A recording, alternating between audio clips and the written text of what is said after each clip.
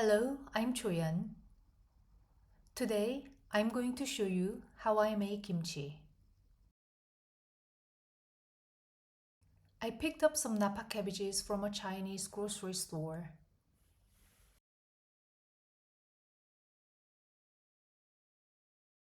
These cabbages average just over 1 kilogram.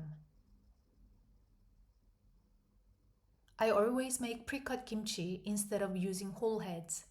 There's no need to chop it later, and it uses less salt.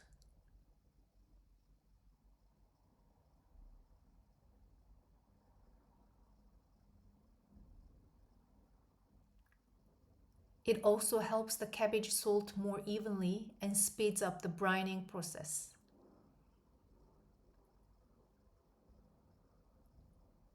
I remove the core and cut it into bite-sized pieces.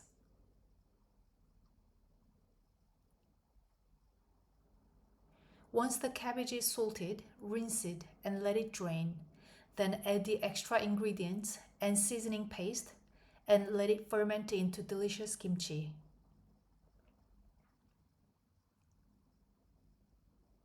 For this video, I'm only using the essential ingredients to get that authentic kimchi flavor.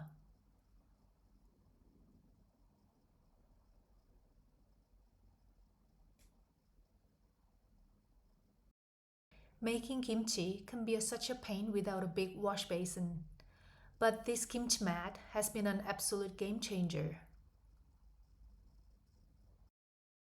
First, I salt the cabbage. I'm using 5 kilograms of cabbage today, so I added about 150 grams of salt and gave it a good mix. Salting draws out excess moisture, so the kimchi doesn't get too watery. It also softens the leaves, making them easier to coat with the seasoning paste.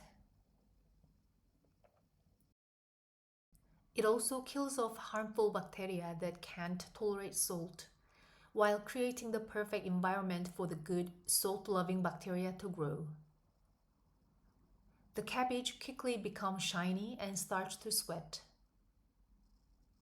Let it sit for 2 hours, flipping it 2 or 3 times. It's ready when the thick stem bends easily instead of snapping. I rinse the salted cabbage thoroughly to remove any dirt or debris.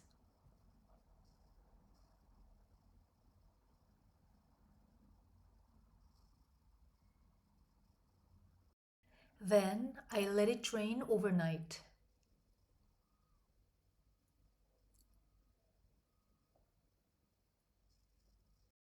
The next morning, I make the paste.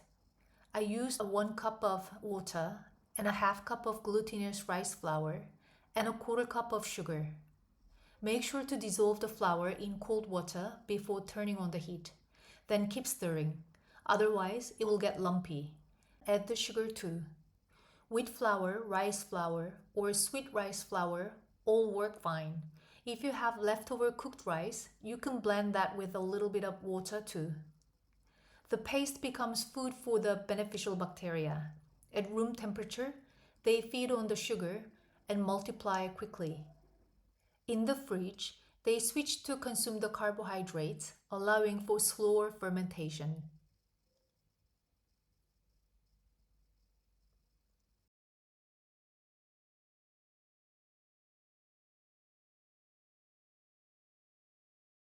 The thick paste also works like glue, helping the seasoning cling to the cabbage leaves.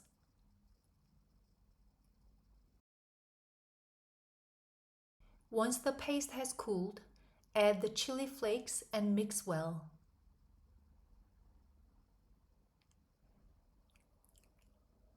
You can adjust the chili flakes to your liking. I went with 2 cups.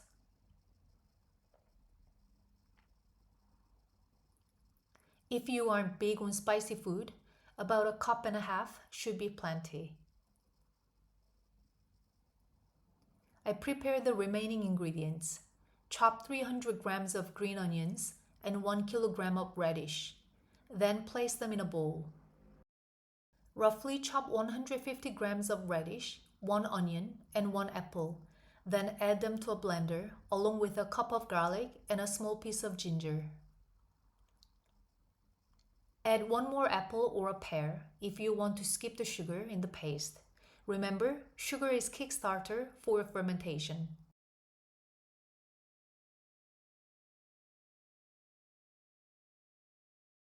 Did you know that traditional kimchi isn't actually vegetarian? Traditional kimchi is made with fish sauce and salted shrimp. But I make my kimchi vegan. Many of my friends are vegan, so this way everyone can enjoy.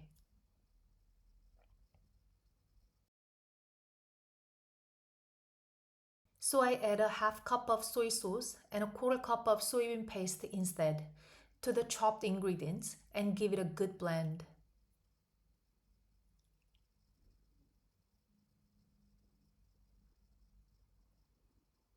I forgot the ginger, so I added a thumb-sized piece just now. Give it a good blend until it's relatively smooth. Then mix it into the paste.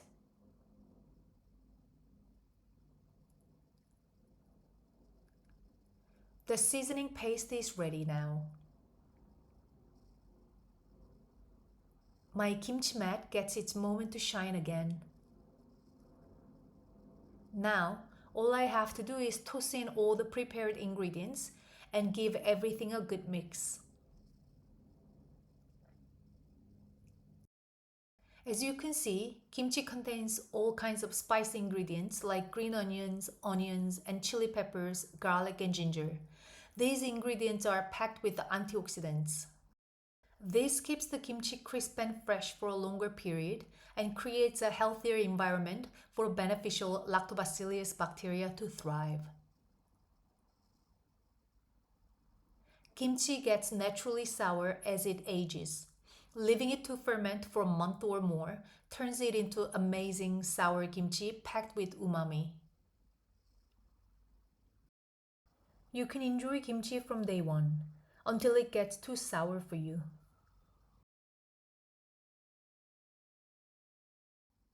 Once it becomes too sour to eat raw, it serves as an excellent ingredient for cooked dishes. You can keep it in the fridge over a year.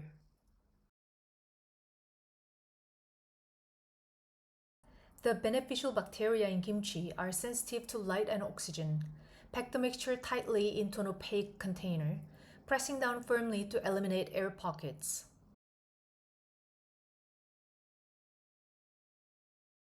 During the first 2 to 4 weeks, the kimchi will bubble and expand as it ferments. This is also when it hits its peak probiotic levels. Be sure to leave plenty of headspace at the top of your jar. If you don't, you might end up with a kimchi explosion.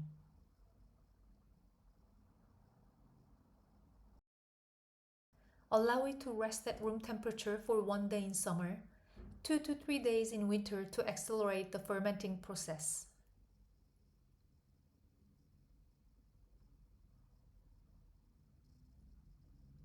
The kimchi has been sitting on the kitchen counter for a day, and it's already released a lot of liquid. It's time to pop it in the fridge.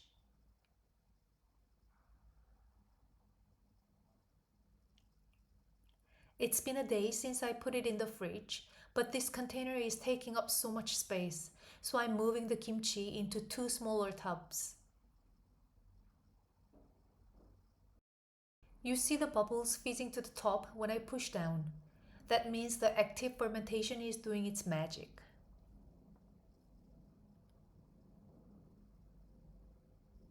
Since I am moving the kimchi, I'll give it a try.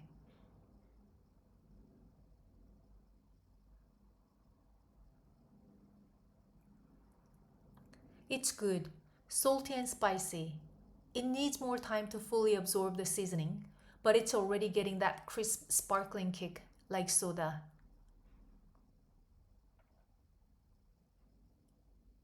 So, are you on team fresh kimchi or team sour kimchi like me?